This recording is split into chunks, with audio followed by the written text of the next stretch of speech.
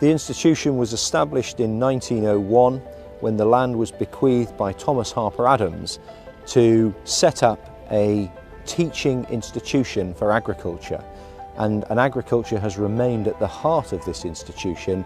Agriculture's a very large industry, a very diverse industry. 70% of the land in the UK is under agricultural production. Why study agriculture at Harper?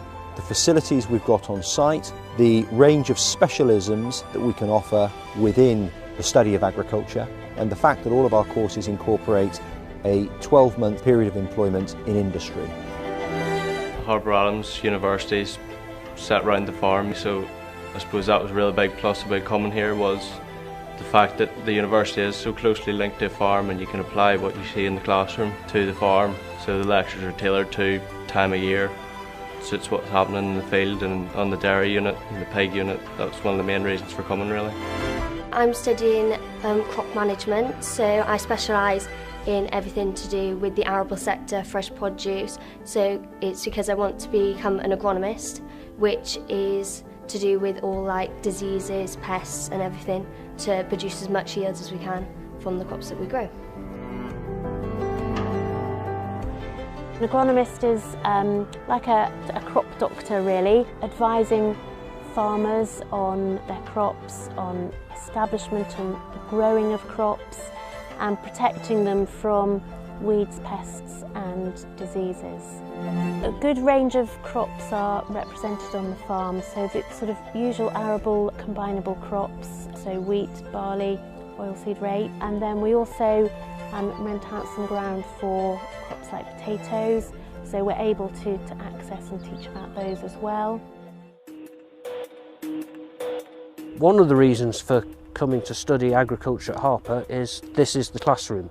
The best way to learn about growing crops is to look at them in the field, take part in the decision-making process, monitoring them. The only way to learn, rather than just listening to people like me in a classroom, is to come out here, have a look for yourself, look what's going on in the field, interpret that, ask questions yourself. If we have, say, a lecture in crops, you have a lecture 1 hour, and then next minute you can be in the field looking at that crop or that pest or that weed or disease. Especially in first year, you see the practical side of things, so you'll be learning out of a book, and then the next day you'll go and see it on the farm, and it just shows how things are done. And there's a working farm, so you'll see everything going through all the year, which is pretty unique. The facilities, yeah, they're great. I've never seen a rotary parlour or anything like that. They've just got robots in, so it's a really good opportunity to go and see it, and you can have a go at working as well.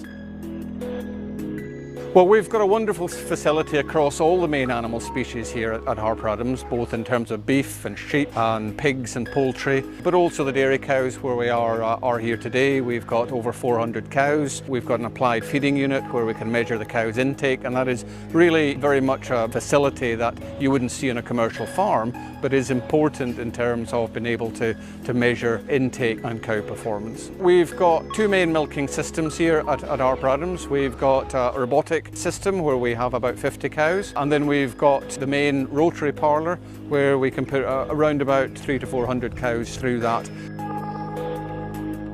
This is a new facility. It's actually funded with some government money. What we're doing here is sort of different from our main dairy, that this allows us the opportunity to use a different approach for milking cows, which is robotic milking. So the cows choose themselves when to come in and when to be milked. But the industry has sort of been moving on. Agricultural sort of practices are now relying much more on technology, and robotic milking is one of these technologies that's starting to come in. I think the dairy cow is probably one of the most monitored animals on the planet.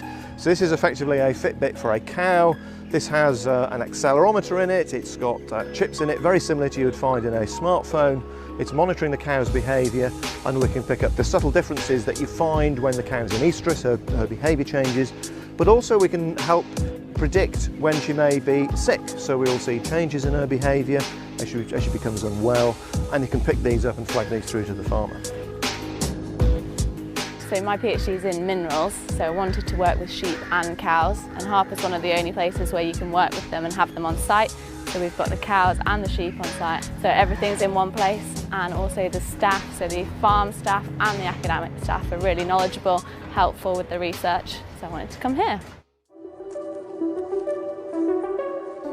Well, it's great because you've got some of the experts in the country in their field, experts that are doing international research, and then you put it right into a commercial farm situation as well. So as a student, you really couldn't have it any better. You turn up and you're in a lecture with a professor in whatever they're doing, and then the next minute you're out and you're chasing sheep. And I think that's really good. That's a good experience for a lot of young people interested in agriculture. My specialism is in management of potato cyst nematodes, which are microscopic worm-like pests which basically persist in the soil for 15 or 20 years. And then you plant a potato crop. The potato plant, as it's growing, releases exudates from the root which attract these worms. They hatch out of eggs and then they migrate through the soil to the potatoes.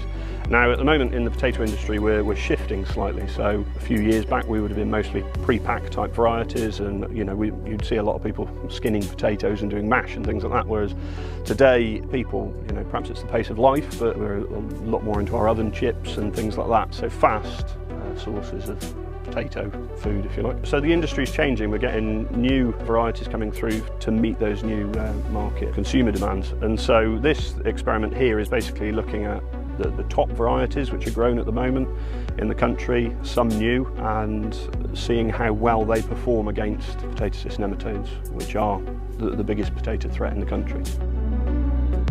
Recently we've had all the agriculture students and agricultural related courses come down, and they've been doing hands-on practicals with the sheep with us, and then so they've been learning how to body condition score the animals, how to administer drenches, talking a little bit about the breed differences, and then we've actually had some down this morning in this facility learning about the tools of the trade that we do and use throughout the annual cycle. And what's involved with sheep really from day to day. We currently run what's called the stockmanship programme, so all foundation agriculture students have access to the rural skills module, and as part of that we offer this stockmanship, so they will come down, they will help us put the harnesses on the tups, they will help us administer medicines, vaccinations, they will get stuck in with lambing. Any student can come down and help us do anything. And at the moment, students can come down, just walk around the ewes with us and check them, check their health, check that they're okay. And then when we've got ewes in, they can come and help us feed them, they can come and help us vaccinate them. So if a student specifically wants to come and learn about something, they get in contact and they can come down and help.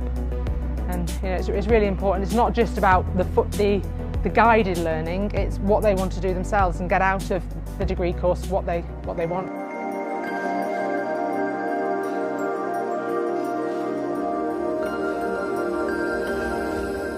A drone is basically a system that allows us to actually get some technology up into the air, things like cameras, and allow us to have a new perspective over agricultural land that we didn't know was there.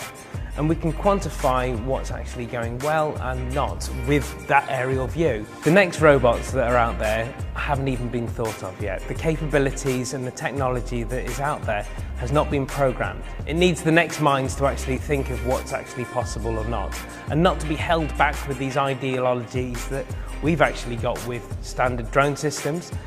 Drones might not even have propellers in the future for all I know. But the capabilities of what we're actually learning from having a vehicle flying around in the sky allows us to think completely different and blow open this world of agriculture and allow us to do things very differently.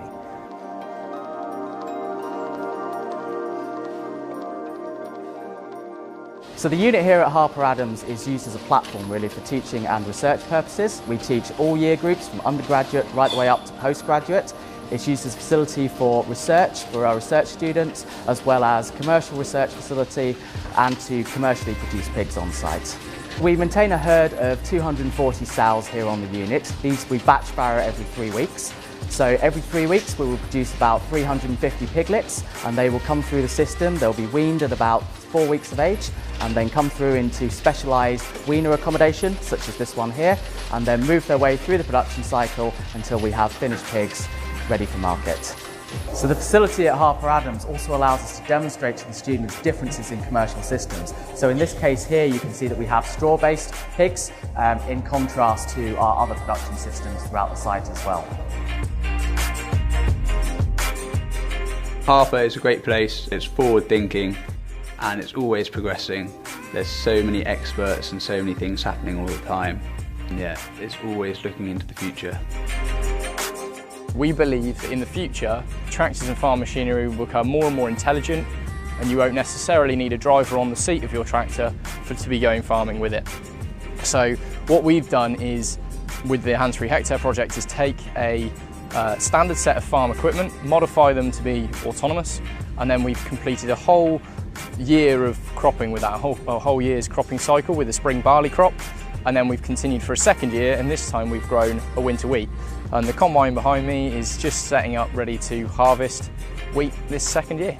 Agricultural robotics has been talked about for an awful long time, 10 to 20 years nearly, but the ideas and concepts had never really left the lab or left the demonstration area. And what we have here is a demonstration area, but it's that next level. We're actually farming with our robots. We're not just driving them around for the sake of a camera shot. We really go farming with our machines. So we've moved a conversation along that had got kind of stuck in its way.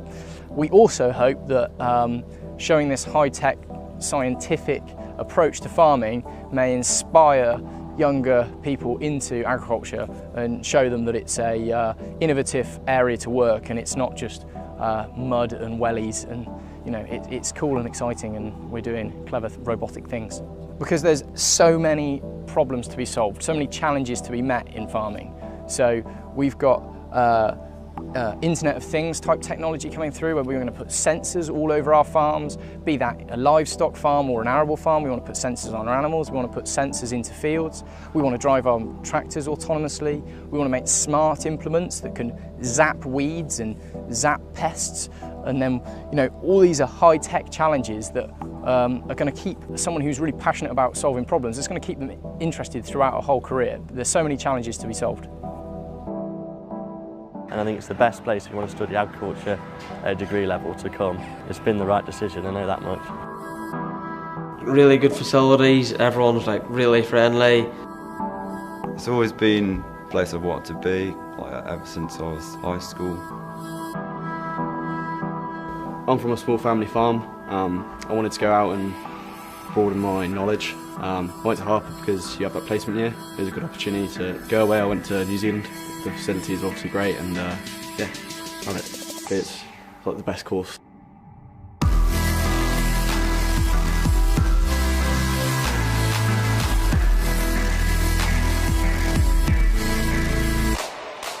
Not only will you gain one of the best agricultural sort of understanding and knowledge from your course here, but you'll also meet friends that you'll have for a lifetime, as you're all similar minded, you're all motivated, and you all have like the same career aspirations.